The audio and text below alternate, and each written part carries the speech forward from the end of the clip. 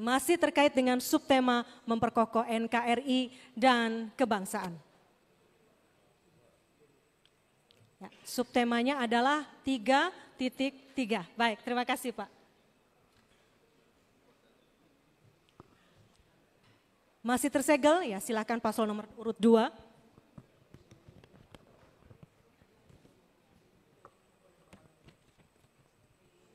Baik, mohon disimak. Potensi sumber daya alam dan sumber daya mineral, energi, infrastruktur yang rendah, pariwisata, strategi pemasaran yang rendah dan juga rendahnya daya saing ekonomi di Kabupaten Alor mempengaruhi ketahanan ekonomi di kawasan perbatasan negara. Pertanyaannya, jika Anda terpilih menjadi Bupati dan Wakil Bupati Alor, apa bentuk kebijakan dan model kolaborasi yang dibangun supaya ketahanan ekonomi kawasan perbatasan mampu bersaing di pasar internasional? Silakan dijawab, waktu menjawab adalah 3 menit dimulai sejak Anda berbicara. Baik, terkait dengan ekonomi daerah kawasan atau daerah perbatasan, Alor ditetapkan ada daerah-daerah LOKPRI, lokasi prioritas, karena berhadapan langsung dengan daerah Timor Leste, negara Timor Leste, dan potensi Alor cukup besar baik itu pariwisata, sumber daya alam, dan ini perlu kita kembangkan sehingga mendatangkan kemakmuran bagi masyarakat. Kami paslon nomor urut 2, ISDAROK, telah menetapkan strategi terkait dengan pariwisata, yaitu program Wisma Raya, Wisata Maju Alor Jaya. Untuk pariwisata kita kenal dengan 3A, semua yang kita miliki itu namanya atraksi.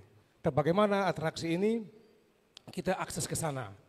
Untuk itu maka tentu kita akan buka jalan, kita akan kolaborasi kerjasama antara dinas terkait sehingga satu sektor ini kita genjot, semua sektor akan ikut terbangun.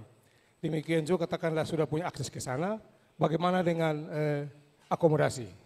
Ini akan kita perhatikan sehingga potensi pariwisata baik itu budaya, alam dan hal-hal yang kita miliki akan kita optimalkan untuk bagaimana peningkatan pendapatan asli daerah.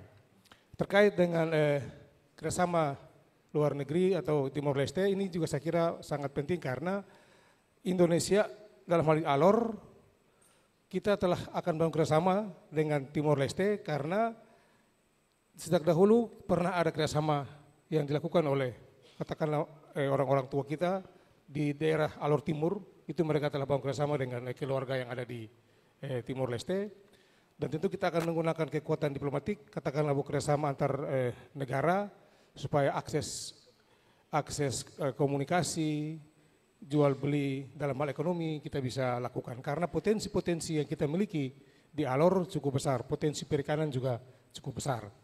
Perikanan laut selama ini kita hanya masih pada potensi kita pada hal untuk konsumsi dalam negeri daerah sendiri, belum kita kelola untuk kepentingan umum. Kita akan lakukan bagaimana cara ada pelabuhan bongkar muat, pelabuhan pendaratan ikan. Terus bagaimana proses untuk ikan itu bisa diawetkan secara lama dan bisa kita kirim ke luar negeri, dalam hal ini mungkin Timor Leste, ke Kupang dan sebagainya.